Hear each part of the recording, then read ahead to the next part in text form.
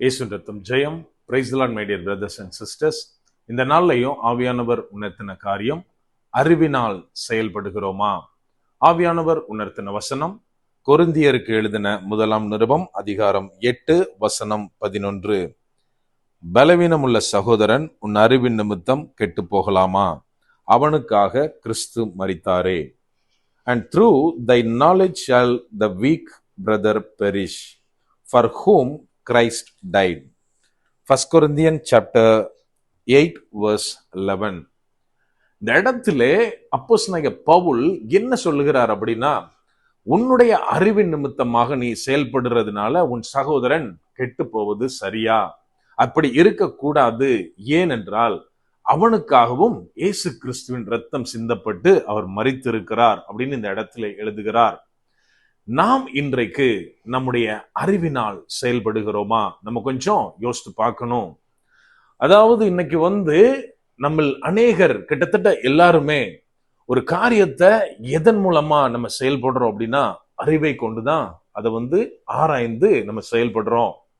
இது நம்ம நினைக்கலாம், பிரதர் நம்ம கரெக்ட் தானே, தேவன் எதுக்காகத்தானே நமக்கு அறிவை கொடுத்திருக்கிறார் அப்படின்னு நம்ம நினைக்கலாம். ஆனால் வசனம் தெளிவாக சொல்லுகிறது, அறிவு பெருத்தவன் நோவு பெருத்தவன் அப்படின்னு. என்னோட ஃப்ரெண்டு ஒருத்தன், அவன் ரொம்ப நாளா எனக்கு தெரியும், ரொம்ப வருஷமா எனக்கு தெரியும். ரொம்ப நாள் கேப்புக்கு அப்புறம், பல வருஷத்துக்கு அப்புறம், இப்போ கொஞ்சம் வருஷத்துக்கு முன்னாடி நான் மீட் பண்ணேன். அப்போ பார்த்தா நான் அவனை கிறிஸ்தவர் அல்ல அப்படின்னு நினைச்சிட்டு இருந்தேன். பார்த்தா அப்பதான் தெரியும், ஈவன் ஸ்கூல் டேஸ்ல அவன் ரட்சிக்கப்பட்டு ஞான ஸ்நானம் எடுத்து சபைக்கு போயிட்டு இருந்த பையன் அப்படின்னு. அந்த நாட்கள்ல தெரியாது. இப்போ மீட் பண்றப்பன் தான் அதை சொல்லிட்டு இருந்தான். ஈவன் அவன் இன்னொரு காரியமும் சொன்னா, இப்போ நான் சயின்ஸ் பூர்வமாக, அறிவு பூர்வமாக நான் எல்லாத்தையும் பார்க்கிறப்போ, இயேசு கிறிஸ்துவால, அதாவது தேவனால எதுவும் நடக்கிறது கிடையாது. நம்ம நினைச்சிட்டு இருக்கோம். அப்படி மாறாக சில அறிவியல் காரியங்களாலதான் எல்லாமே இயங்கிட்டு இருக்கு அப்படின்னு சொன்ன காரியத்தை நான் கேட்டேன்.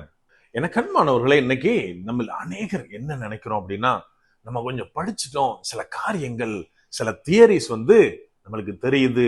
இதன் மூலமாக உலகம் இப்படித்தான் உருவானது, உலகத்தில் இருக்கிற உயிரினங்களும் மனுஷனும் இப்படிதான் வந்திருப்பான், இது ப்ரூவ் பண்ணப்பட்டு இருக்கிறது அப்படின்னு நிறைய நேரத்துல நிறைய பேர் பேசுறத நம்ம கேட்க முடியும்.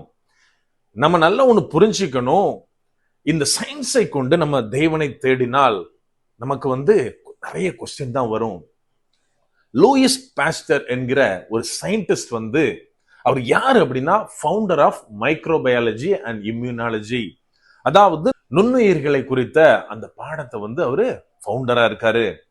அவர் சொல்லுகிற வார்த்தை, if you have little knowledge in science you are an atheist. In depth knowledge of science it makes you an believer of God அப்படின்றாரு. அதாவது சயின்ஸ் உனக்கு கொஞ்சம் தெரிஞ்சிருந்தா, கொஞ்சம் நாலேஜ் இருந்தா, நீ ஏத்திஸ்ட் ஆயிருவ, சயின்ஸால தான் எல்லாம் வந்தது அப்படின்னு சொல்லுவ.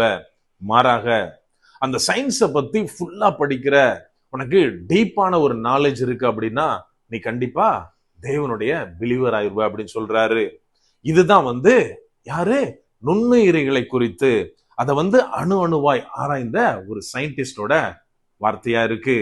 எனக்கு அன்பானவர்களே, கொரிந்தியருக்கு எழுதின நிருபத்துல நம்ம வாசிக்கிறோம், அவர் சொல்றாரு, தேவனுடைய பைத்தியம் மனித ஞானத்திலும் அதிக ஞானம் அப்படின்னு.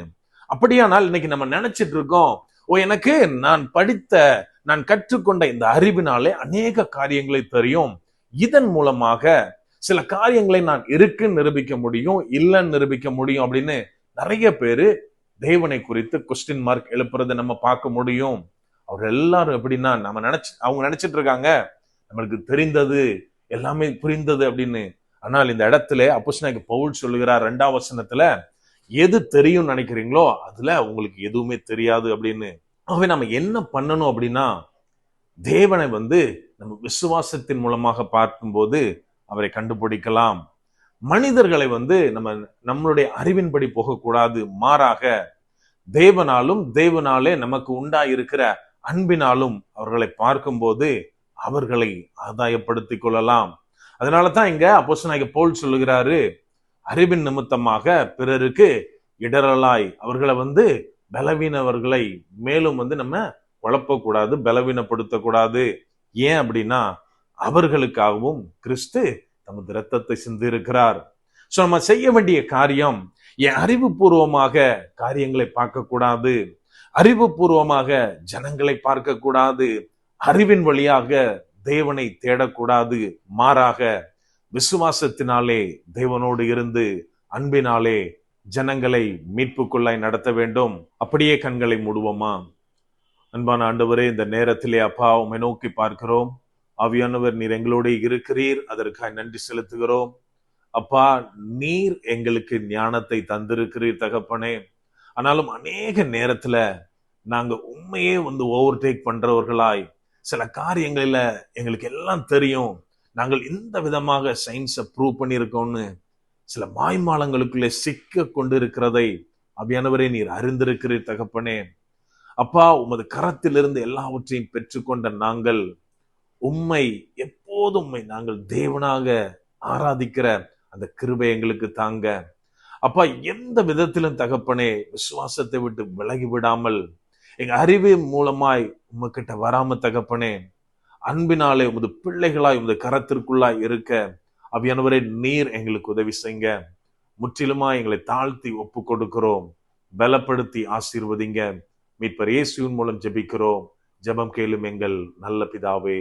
ஆமென். God bless.